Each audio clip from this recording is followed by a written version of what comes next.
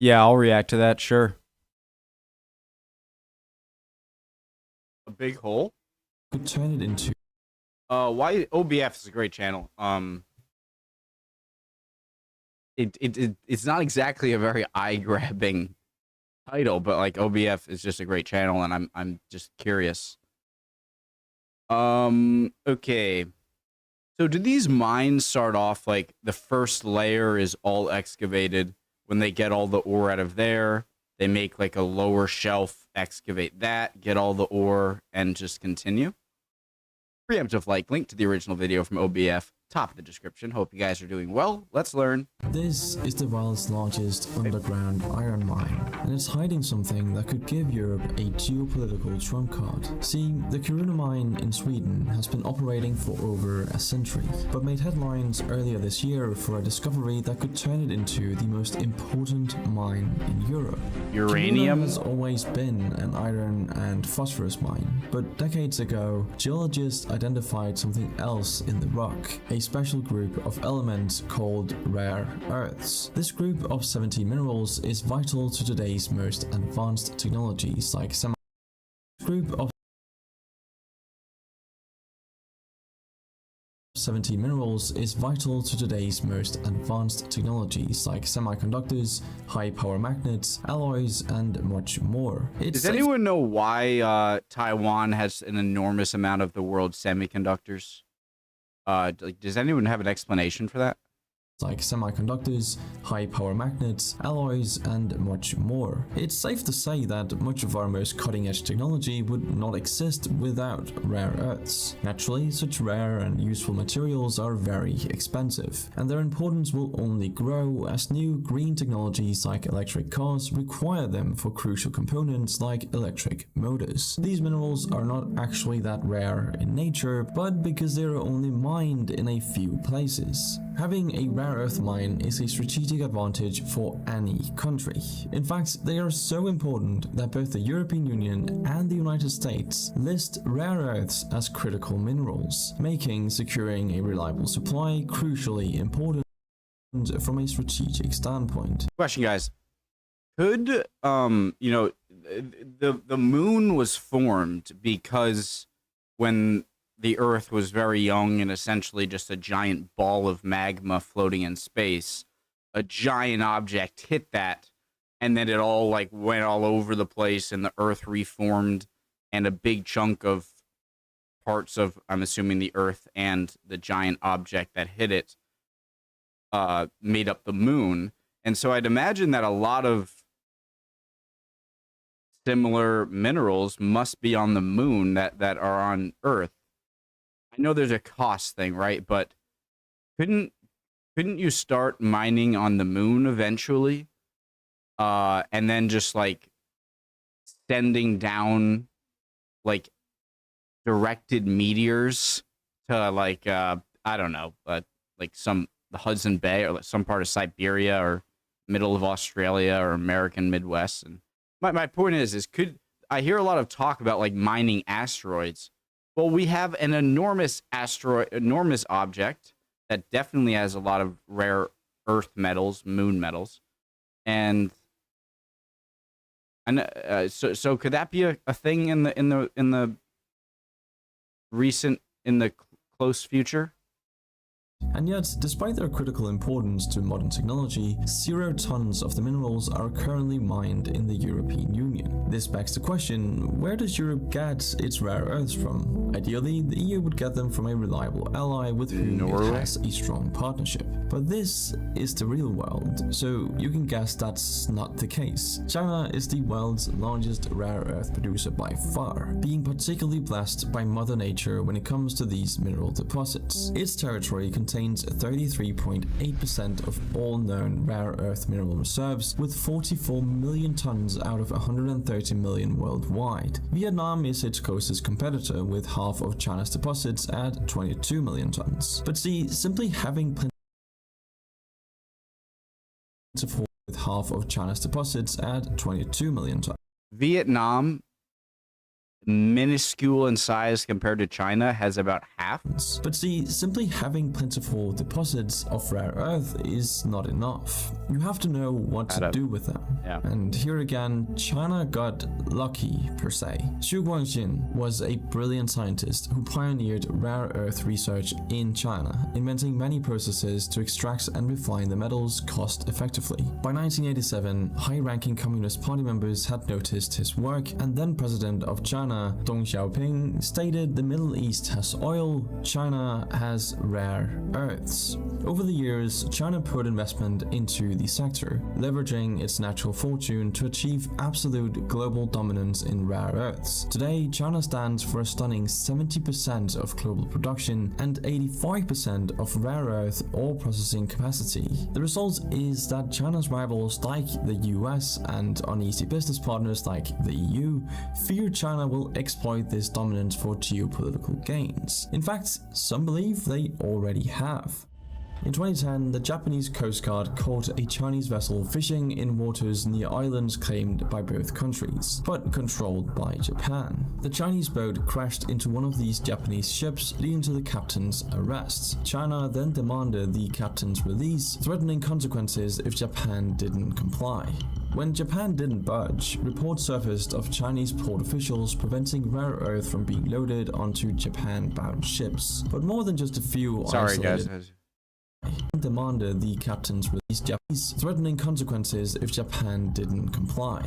When Japan didn't budge, reports surfaced of Chinese port officials preventing rare earth from being loaded onto Japan-bound ships. But more than just a few isolated incidents like this one, it's believed that China issued an unofficial embargo on rare earth exports to Japan. It had to be unofficial because an embargo would violate World Trade Organization rules, so of course no official announcement of the embargo was made. What's the point of the law then? So they aren't laws, they're suggestions. Just don't say it and you can do it. And China denied that any embargo. This is a big thing that I know, and it's that the world is not fair. International politics are not fair. The powerful get what they want. America, China.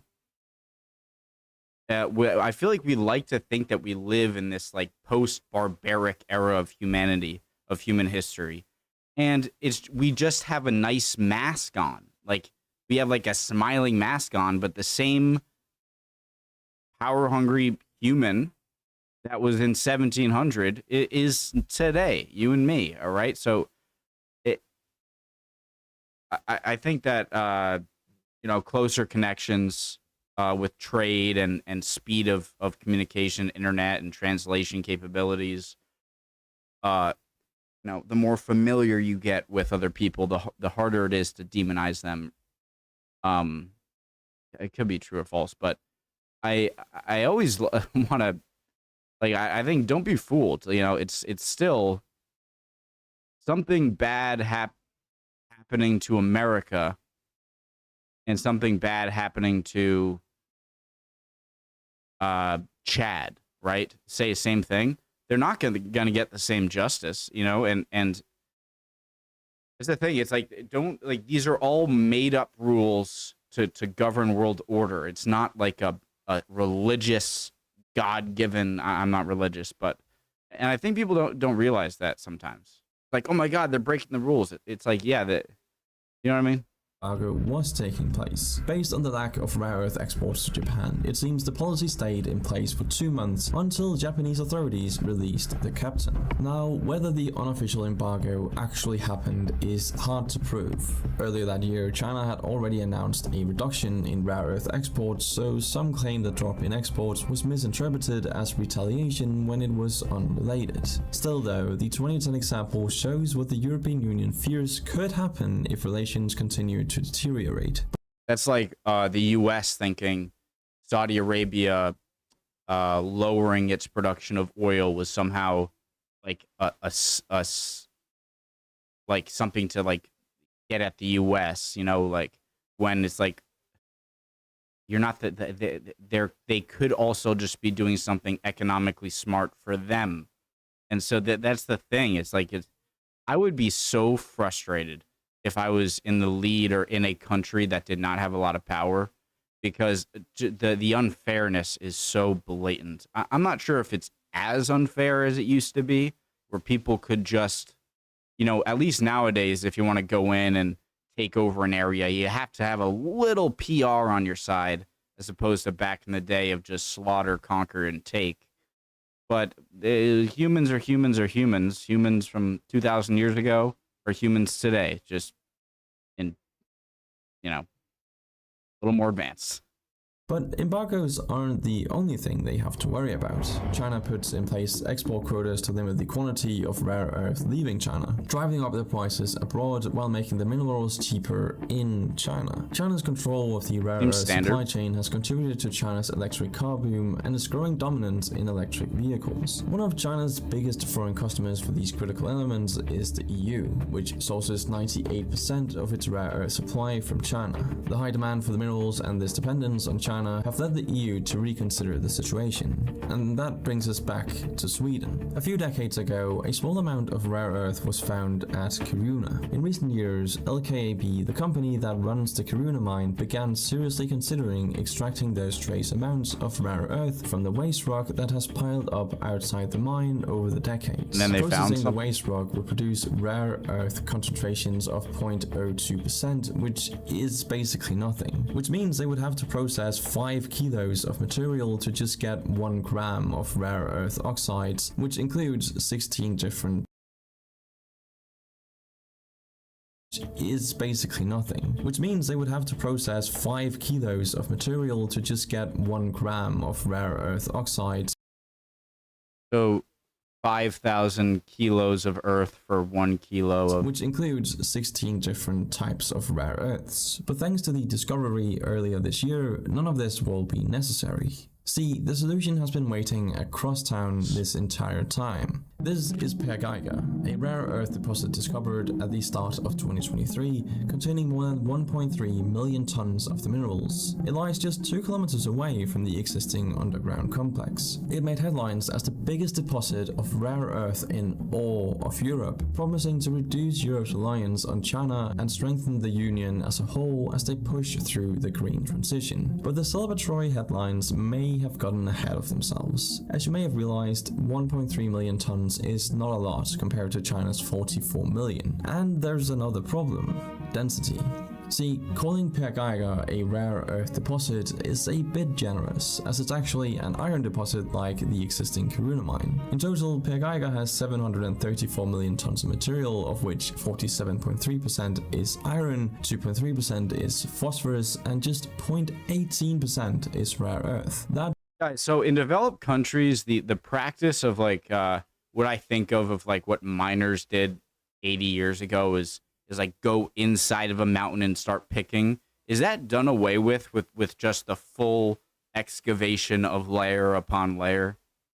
That's pretty terrible. For context, China 7.2% is iron, 2.3% is phosphorus, and just 0.18% is rare earth. That's pretty terrible. For context, China's biggest mine, the Bayan Obo complex, has a concentration of 5.85%, over 32 times higher. Lower concentrations mean the extraction process will take much longer and cost more, as they need to work through more material to get the same quantity of rare earth. So if it wasn't for the iron, the rare earth concentration of Pergeiga wouldn't even be worth extracting. The existing Kiruna mine's presence also helps, since the new deposit is close enough to tunnel underground from the existing network to explore it. Still, okay, never for mind. full-scale operations, a second site will likely be needed, but that's hardly the end of Kiruna's problems. The existing mine is already severely impacting the surface, despite being mostly underground. See, the Kiruna deposit is essentially a massive... Okay, that answers my question I had. Despite being mostly underground. See, the Kiruna deposit is essentially a massive angled slab, burrowing deeper and deeper underground. That means as material is mined away, it leaves behind a giant overhang of earth atop which is the town of Kiruna. Over time, this has caused the land to sink and crack as the overhang gets bigger and more unstable. As a result, LKAB has resorted to relocating the town town, moving the most historic buildings from affected areas to another site. The new Pirgaiga deposit will also impact the surface, from the massive amounts of waste rock produced to the infrastructure required to extract and separate the iron, phosphorus, and rare earth. It's bad enough that there are so few rare earths to separate from the other minerals, but then the different rare earths also have to be separated from each other. This process requires a ton of toxic chemicals and produces a lot of waste, from waste gas to toxic wastewater that needs to be appropriately handled. The new deposit also comes with a societal cost. The land surrounding the mine are the historical lands of the Sami people, many of whom still live a semi-nomadic life, herding reindeer. Their lifestyle has already been affected by the massive expansion of infrastructure around the mines, including the mines themselves to the towns, railways, highways, and everything else that came along with them.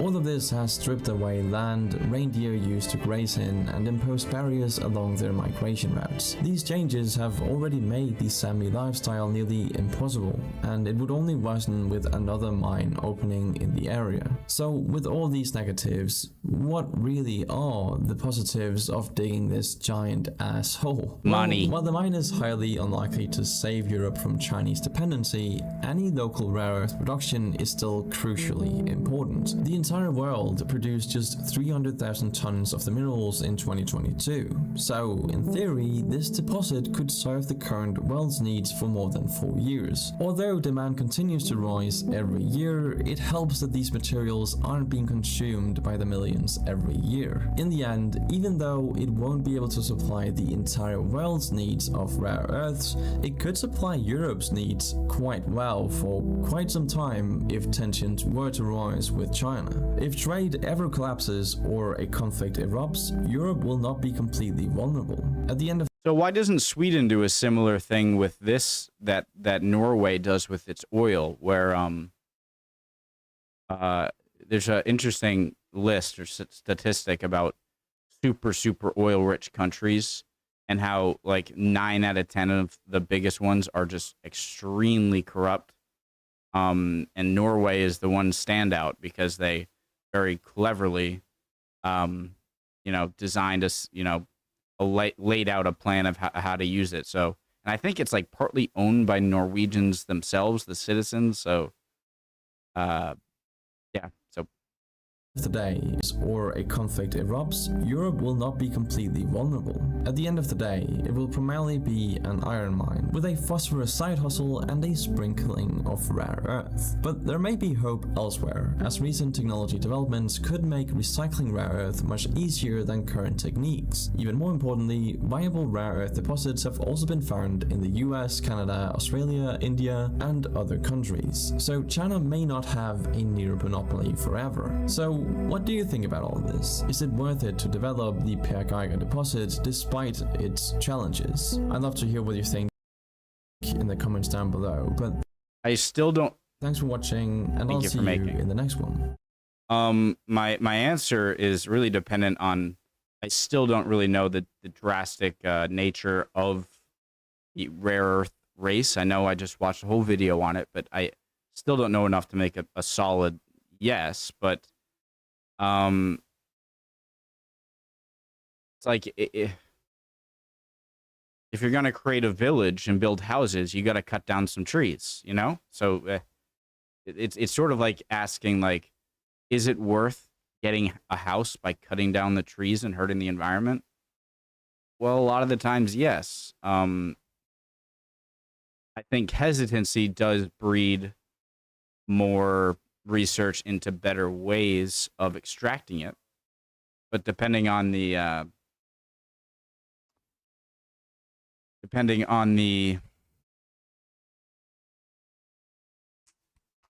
what's the word?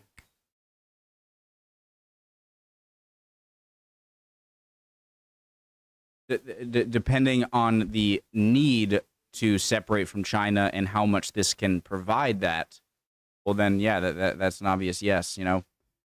It's like, why build viaducts if it messes up rivers? Why build dams if it ruins ecosystems? Why build nuclear power plants if it creates waste? Why build bridges why build any infrastructure or any project that helps your economy? all of it is going to have an environmental impact of some kind, and you got to measure that. So anyone who says, I don't care about the environment, I think that's silly. And anyone who says no projects that hurt even a blade of grass or kills one beetle.